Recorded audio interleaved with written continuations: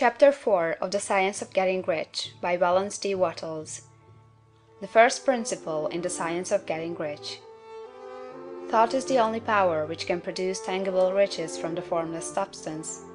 The stuff from which all things are made is a substance which thinks, and the thought of form in this substance produces the form. Original substance moves according to its thoughts. Every form and process you see in nature is the visible expression of a thought in original substance. As the formless stuff thinks of a form, it takes that form. As it thinks of a motion, it makes that motion. That is the way all things were created. We live in a thought world, which is part of a thought universe.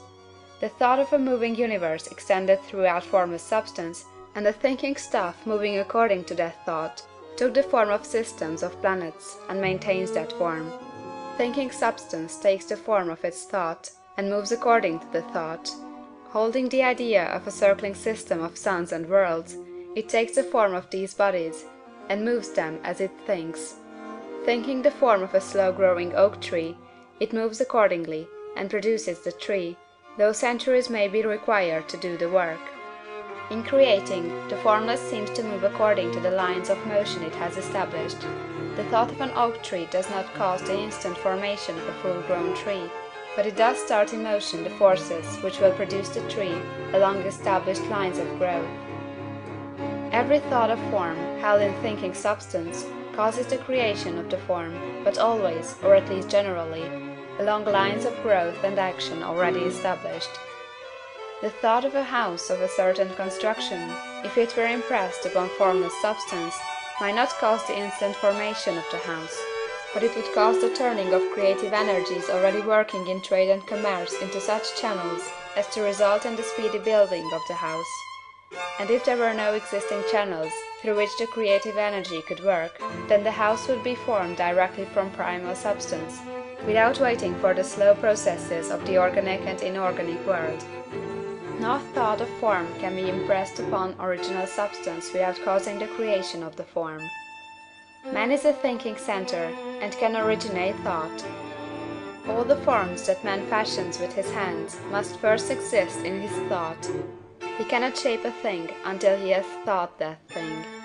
And so far man has confined his efforts wholly to the work of his hands.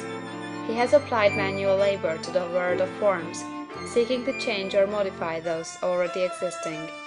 He has never thought of trying to cause the creation of new forms by impressing his thoughts upon formless substance. When man has a thought form, he takes material from the forms of nature, and makes an image of the form which is in his mind. He has so far made little or no effort to cooperate with formless intelligence, to work with the Father. He has not dreamed that he can do what he seeth the Father doing. Man reshapes and modifies existing forms by manual labor. He has given no attention to the question whether he may not produce things from formless substance by communicating his thoughts to it. We propose to prove that he may do so, to prove that any man or woman may do so, and to show how. As our first step, we must lay down three fundamental propositions.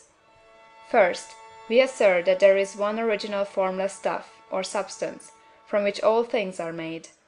All the seemingly many elements are but different presentations of one element.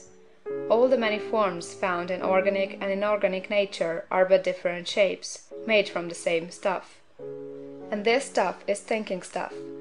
The thought held in it produces the form of the thought. Thought, in thinking substance, produces shapes. Man is a thinking center, capable of original thought. If man can communicate his thought to original thinking substance, he can cause the creation or formation of the thing he thinks about.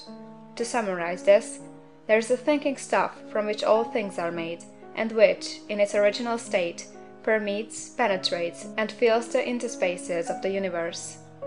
A thought, in this substance, produces the thing that is imaged by the thought. Man can form things in his thought, and, by impressing his thought upon formless substance, can cause the thing he thinks about to be created. It may be asked if I can prove these statements, and without going into details, I answer that I can do so, both by logic and experience. Reasoning back from the phenomena of form and thought, I come to one original thinking substance, and reasoning forward from this thinking substance, I come to man's power to cause the formation of the thing he thinks about.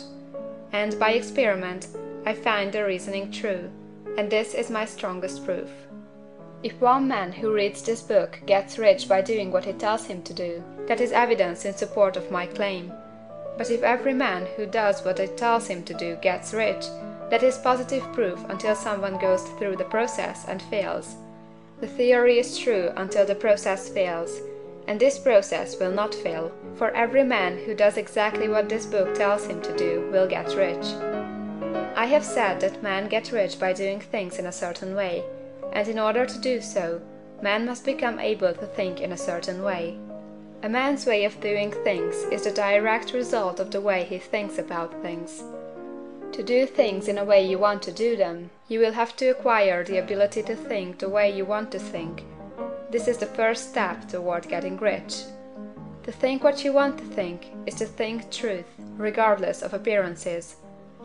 Every man has the natural and inherent power to think what he wants to think, but it requires far more effort to do so than it does to think the thoughts which are suggested by appearances. To think according to appearance is easy.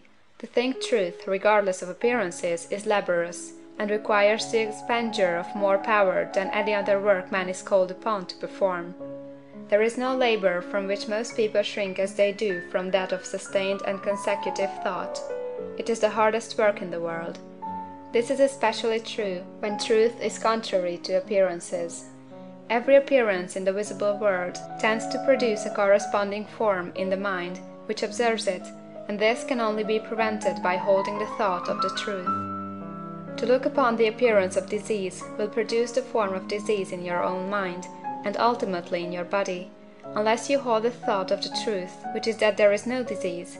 It is only an appearance, and the reality is health.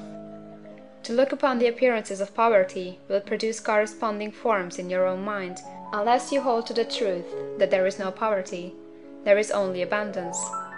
To think health when surrounded by the appearances of disease, or to think riches when in the midst of appearances of poverty, requires power. But he who acquires this power becomes a mastermind. He can conquer fate. He can have what he wants. This power can only be acquired by getting hold of the basic fact which is behind all appearances, and that fact is that there is one thinking substance from which and by which all things are made. Then we must grasp the truth that every thought held in this substance becomes a form, and that man can so impress his thoughts upon it as to cause them to take form and become visible things.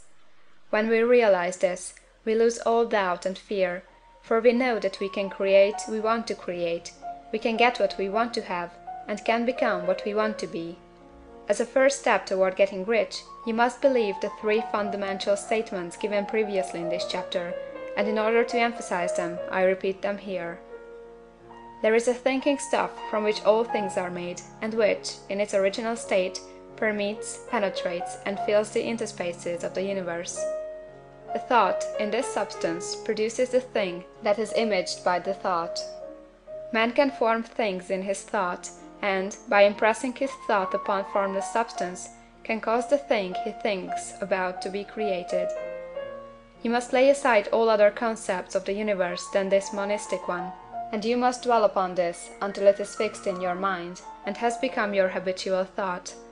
Read these creed statements over and over again, fix every word upon your memory, and meditate upon them until you firmly believe what they say. If a doubt comes to you, cast it aside as a sin. Do not listen to arguments against this idea. Do not go to churches or lectures where a contrary concept of things is taught or preached. Do not read magazines or books which teach a different idea. If you get mixed up in your faith, all your efforts will be in vain. Do not ask why these things are true, nor speculate as to how they can be true. Simply take them on trust. The science of getting rich begins with the absolute acceptance of this faith.